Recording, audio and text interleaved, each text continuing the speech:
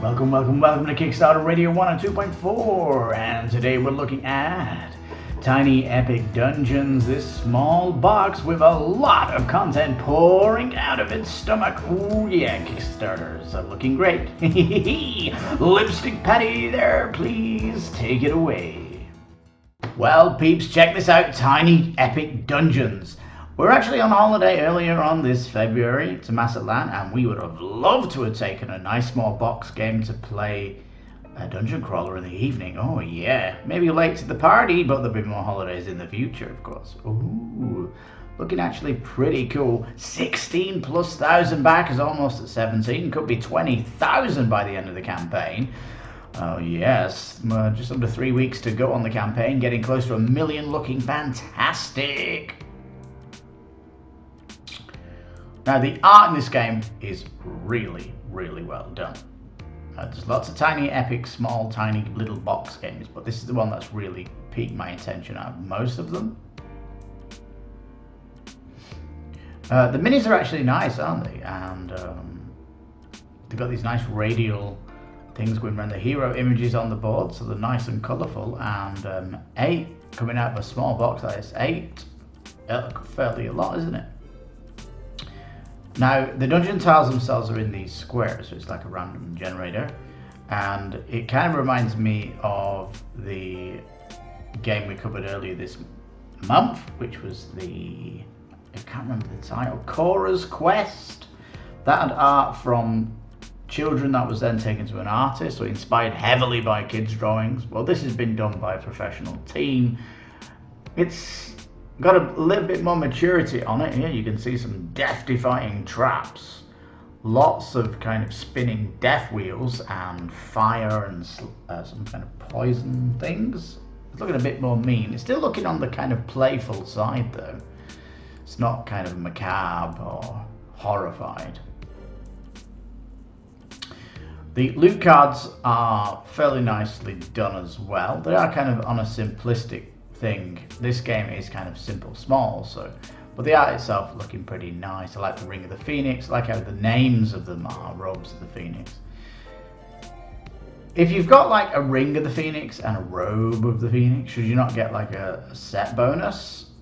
Because there's a Spell Tome of the Phoenix and a Great Staff of the Phoenix. There's a Panther, different Panther things. So maybe you are getting like a set of these, like the more of these types you get. It's good though, because you've got like a set of the Phoenix, a set of the Panther, a set of the Bear, a set of the Lion. These are all cool. Magic cards now. These are kind of almost like a magic spell book that you've got, isn't it? Where you've got Chain Lightning, you've got Fireball. With the game being kind of simplified, there's no like level 1 Fireball, level 2, level 3. I do like depths in my games, and even if it's a small box like this, you could have like a little campaign book and magic progressing as you level up your character, but you know, it's simplified. Custom dice looking pretty cool, and the torch mat, this is kind of progression on it. Boss token, it's a little bit weedy, isn't it? Boss token, because you know,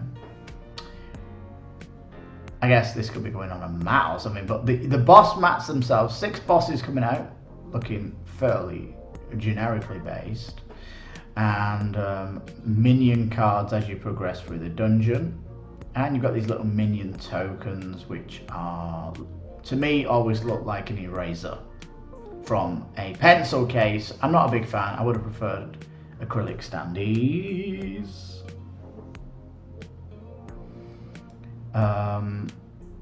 Goblins as well, so it's got like it's almost hitting the kind of no theme fantasy, isn't it? Which can be okay, you know, when you're playing your big massive thematic games and you just want something clean with no theme just to have a bit of fun with. That's where these fit in. It's kind of the talisman effect, where you know, you play a bit of Gloomhaven and you just want to break from it and you go back to Talisman, and it's perfect kind of cleansing of a theme, and then you're ready to go back into Gloomhaven. Minis wise, they're looking really nice, aren't they? at least from the renders. We'll just have to see what they're like when it comes out of production. But yeah, looking kind of nice. They've got these kind of flat base, not really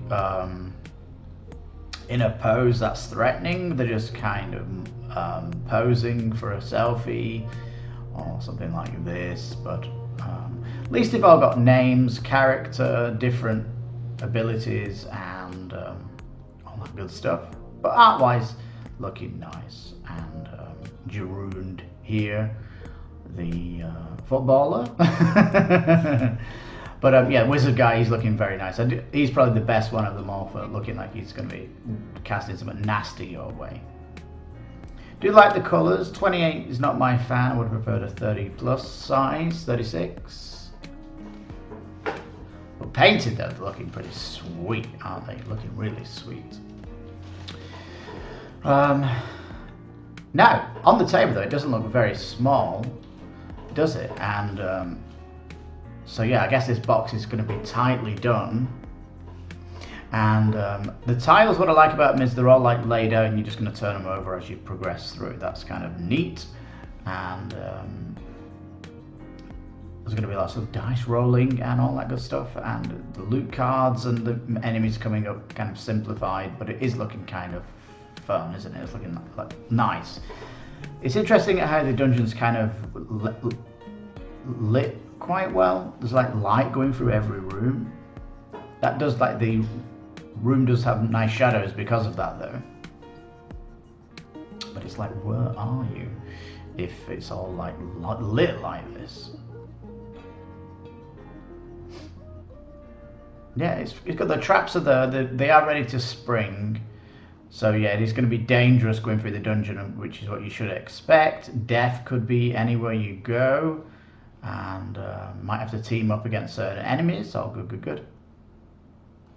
Now, it does say this is played over 2 acts, the dungeon and then the dungeon boss, but I would have preferred like a little booklet of where your heroes could at least level up going through different things, but that's what it is. I mean, if you're playing it on holiday, do you really want some kind of big thing? But it could have been a smaller campaign.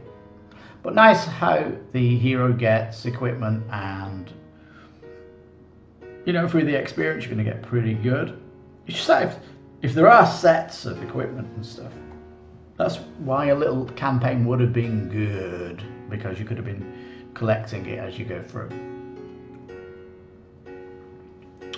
Now, for $5 extra for the deluxe, it says, and you get some more potions, it says. Nice. These art's really nice. I love the healing potion. Chug that back. And 2 more bosses, looking a little bit nice. And more minions, more minion rubbers tokens, more goblins, and a dungeon. Nice dungeon card. All that for $5 more in the deluxe, okay. Now, add-on. Oh, look. This is an expansion. It could be a campaign. This is really exciting now. More heroes, it says. And yeah, these are looking less generic now. Got Lady Indiana Jones, Lara Croft, Ilian, what's he called from World of Warcraft? That guy. Yeah, they're looking nice, these. Story cards, 8 story cards, hopefully progression through them. All good. More dungeon cards, so more variability, more sets of equipment, really nice. And a couple more boss mats, looking like a Tinker Mechatalk guy here, and some kind of void sorcerer or something. Very cool. All right, I would actually prefer that. You know, you're getting a small box. Why don't you do a second box by putting some boss minis in it? I would have liked that. Here they are then. Z Kong. I like the Brewmaster that this guy is. Lady of the Forest, Evelyn. Demon guy. Nice Bard. Love the Bard class. monk class, the game nice and interesting now, aren't they? And a psionic mage, Lara Gambit, adventurer, human adventurer, and Sir Gamelyn, of course, after the company. So looking sweet. So yeah, look, you got Epic Dungeons, Epic Stories, another box with minis for the minions, or maybe the bosses would have been cute. It doesn't have to be that small, it can fit this in, you know, it's still a small box, whatever it is. Now, stretch goals box has got bigger, cards are getting better, box is getting printed, wood shapes, wood traps, additional minis of the gelatinous cube, always the nasty one. Boss has been upgraded.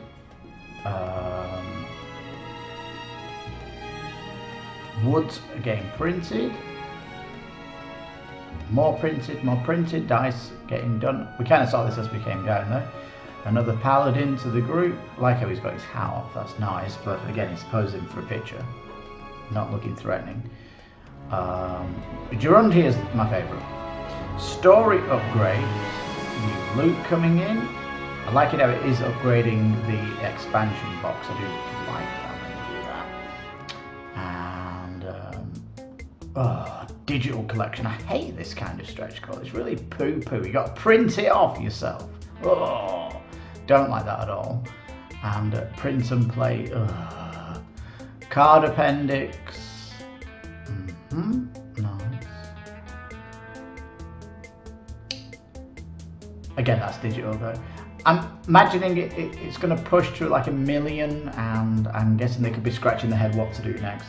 Just more items, more dungeons, and more stories. They could just expand more and more and more, can't they? But yeah, not too bad. Peeps are getting very excited about this. Lots of people backing it, of course, because it's a hot title. And yeah, the latest one in my favourite series from Man vs. Meeple. And yeah, those that were looking at Core Quest and thought it was a little bit like too kind of childlike, I think this could be their cup of tea, because it is a little bit more on what you might be looking for. That kind of super small, take it on holiday, play a dungeon crawler that's got a bit of meat on the bone, as opposed to Core Quest, which was a little bit simple on the bone for little kiddies to play. But interesting how we've come down not seeing anything but pledges. Or do we see shipping? Well, here are the pledges. I don't miss that. So this print and play stuff just in my face. I hate print and play. I wish it didn't even exist. Wow, $30 for the deluxe, $40 for the all-in. Wow, $40 all in. It really is at the Core Quest competitive with Core Quest. Imagine if they came out at the same time. And imagine Kickstarter stopped that happening. They are starting to curate to stop head-to-heads like that. Alright, super cheap, worry-free shipping. That's a nice new badge. And shipping cost World A, you know, 20 max. A copy plus the stories expansion, 25 max. That's not too shabby. But we're not kind of seeing stuff like, this is Kickstarter exclusive. This is Kickstarter exclusive. We're not. Are we seeing that? Let's quick look at the FAQ before we wrap it up. Will I be able to purchase other stuff like Heroes and Land and Sea, which is very hard to find, and we prefer just to buy it from another Kickstarter? Are you going to do Heroes Land and Air 2.0 on the Kickstarter, please, or 1.5? We will be offering Heroes Land and Sea and all its accessories in Crowdogs. Ooh, that could be a great chance to get it all in on Heroes Land and Sea. I wonder if you can get it all there. That could be very good.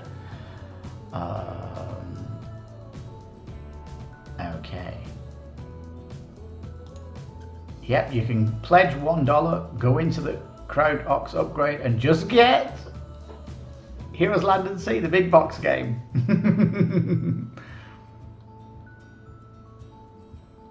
Alright, no one asking for anything Kickstarter exclusive, but I guess the cost it's coming at, you know, it's super cheap. But yeah, tiny epic dungeons. It's looking really sweet, peeps. I can't see anything wrong with it.